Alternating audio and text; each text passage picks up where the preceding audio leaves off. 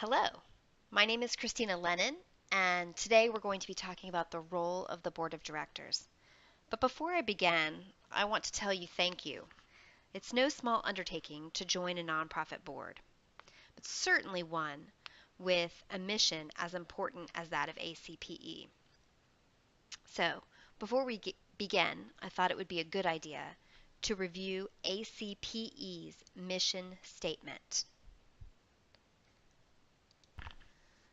Your mission is to positively affect people's lives by nurturing connections to the sacred through experiential education and spiritual care. Your vision is to create measurable and appreciable improvement in spiritual health that transforms people and communities in the U.S. and across the globe. We're going to talk about a lot of things that the Board of Directors does and your responsibilities as a board member. But your job one is to further the mission for this organization. So why does ACPE even have a board of directors?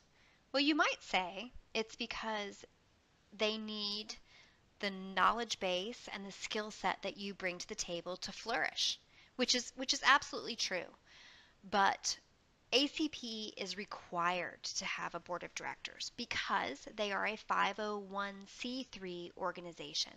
Now, that's nothing more than a tax designation from the IRS. It means that the IRS has said, yes, ACPE is a non-profit organization that operates solely for public benefit. It also means that they're basically saying the community is really the owner of ACPE. And the board of directors is put in place to oversee the community's assets.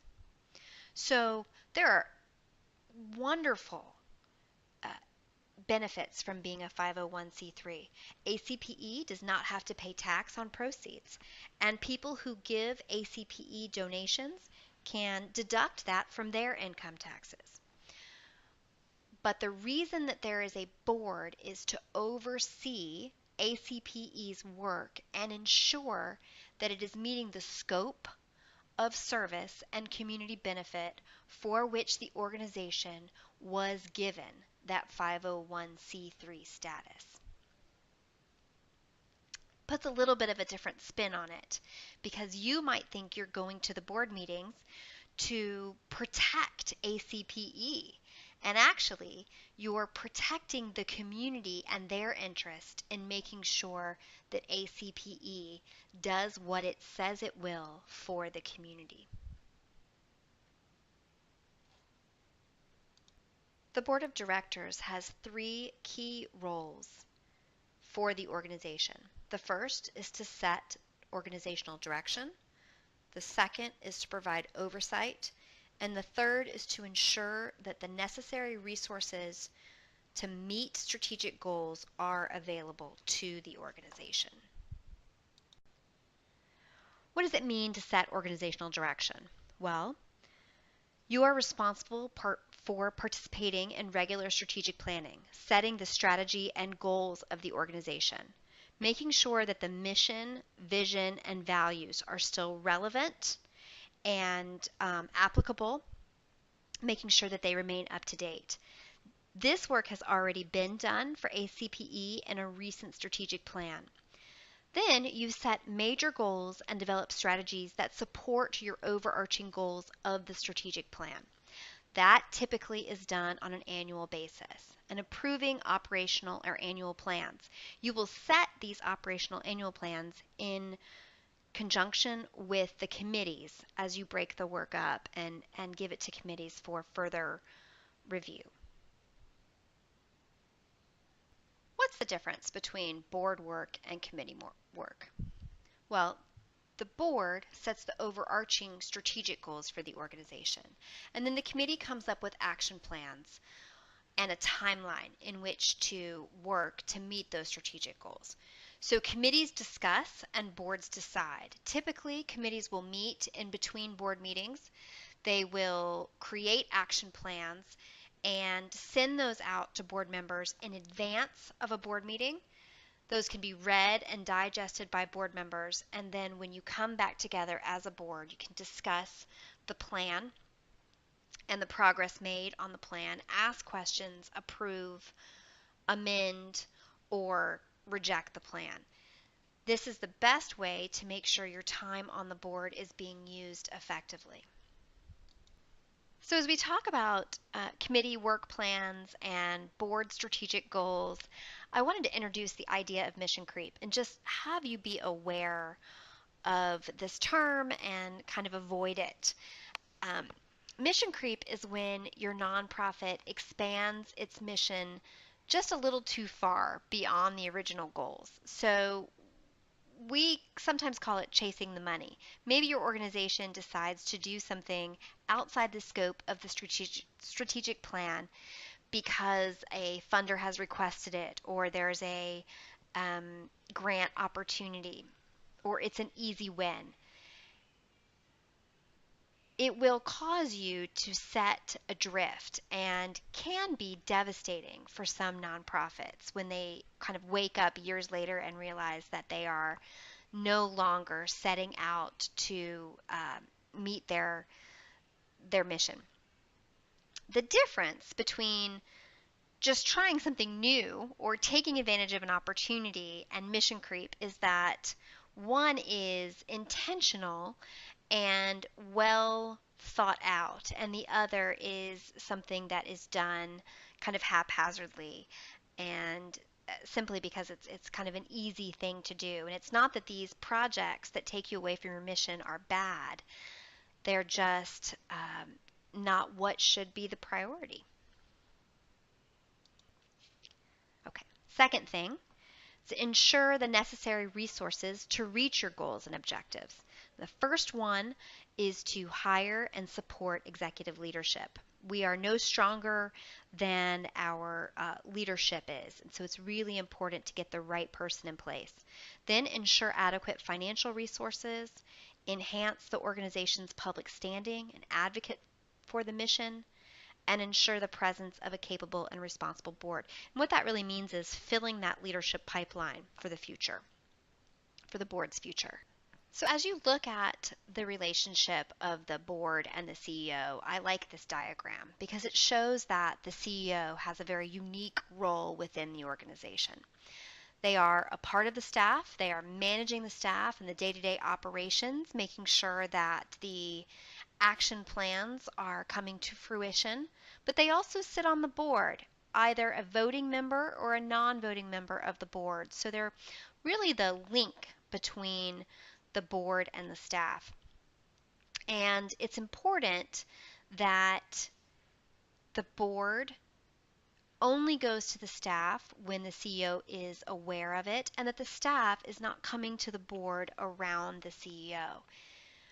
Lots of nonprofits have seen muddy waters where this is concerned. They've had situations where staff supersede the CEO or the board gets involved in the day-to-day, and it really throws the nonprofit off course. It really muddies the water. So you're going to want to make sure that the roles of the board and the staff and the CEO remain crystal clear and that everybody respects everybody else's boundaries.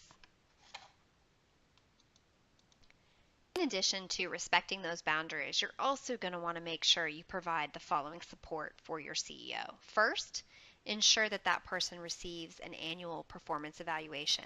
Most nonprofit CEOs do not get this on an annual basis, and even though they may not ask for it, I can guarantee they would really love to understand how you think that they're doing on the job. Next, make sure that their compensation is in line with industry averages. So in order to help with that, there are several third parties that you can, third-party information that you can access. The Chronicle of Philanthropy, Work for Good. These organizations put out annual wage studies that will tell you whether you are offering a market rate.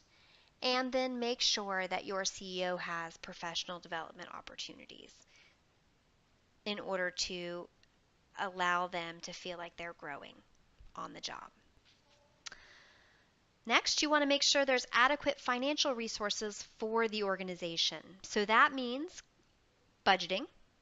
Now, your finance committee will come up with the draft budget, but you'll want to really understand that budget and make sure that it has everything that it needs to meet the annual goals that you've set out.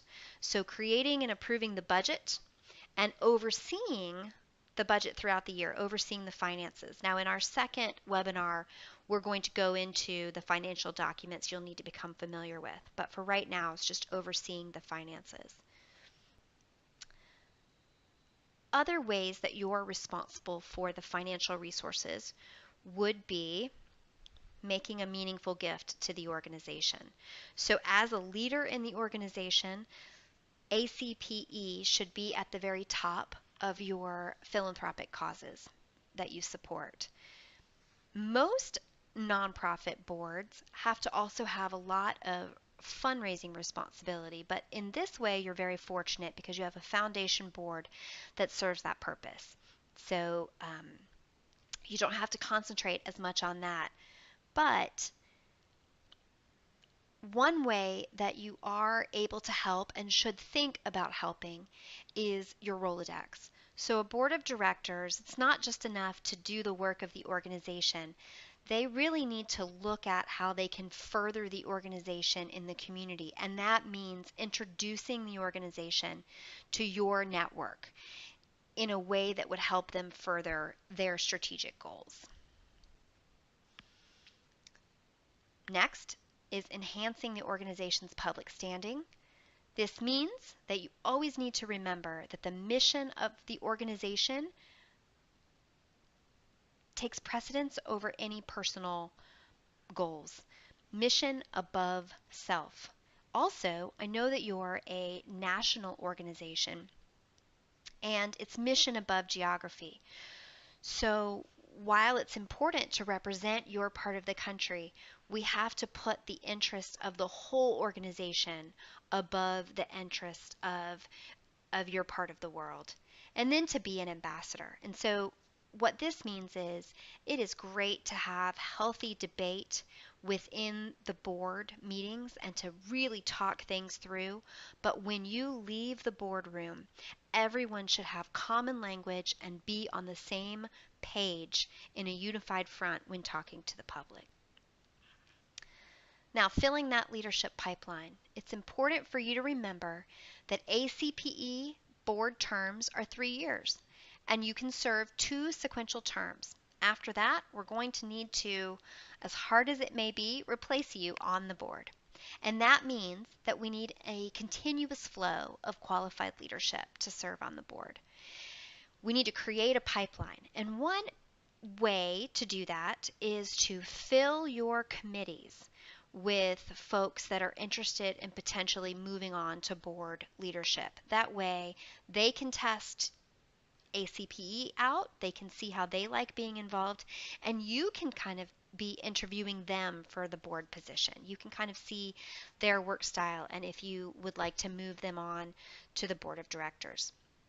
It's important also to constantly inventory the skills that you have on the board, the skills, the diversity, so that you can look for anything that's missing and try to fill that. Maybe with the new changing strategic goals, you need a slightly different skill set. Should be kind of looking for those people and looking to move them up in the leadership pipeline. The third role is to provide oversight. So this means overseeing financial management. We're going to talk again about that a little bit more in the second webinar. Minimizing the organization's exposure to risk, measuring progress against a strategic plan, which would be things like outcome measurement, and looking at the goals you set, making sure that they're being met, evaluating programs and services. Again, are the programs working? Are the services being given efficiently or effectively? Providing legal and moral oversight, We mentioned this before, but formally evaluating the chief executive officer. And then every 2 to 3 years, doing some self evaluation where you would look at yourselves as a board as a whole and saying, are we doing a good job? How could we improve? Are the right people in the room to really fulfill this mission and meet our strategic objectives? If you haven't read these documents, here's some homework for you because all board members should be familiar with your bylaws, the board policies. In order to know what skill sets you have and what skill sets you need, you'll need to know about your fellow board members. So that would be, I think, one of the funnest parts of this reading list is really learning the board biographies. Reading the prior year's annual audit to see what your external auditors say about the organization, any suggestions they have for improvement, um, the budget for this year, the annual report, which is just a document stating whether you've met your goals, what the goals were, program, news and information, your strategic plan, and your case statement. And the case statement is basically the marketing document for the organization that talks about why ACPE is relevant, differentiates it from other organizations, and makes a case for support. All right, so those are all documents that you would need to read and be familiar with. So in conclusion, ACPE has a board of directors in part because it's required by the federal government to ensure that you are meeting the mission of public good. As board members, you always have to make advancing the mission your first priority. It is always mission above self. And your job is setting the direction, ensuring the organization has the resources it needs to meet the goals, and then providing oversight along the way. We've really just scratched the surface in this presentation. So if you'd like to learn more, you can look at boardsource.org for all things board, nonprofit board and governance related, GuideStar, and Volunteer Hub.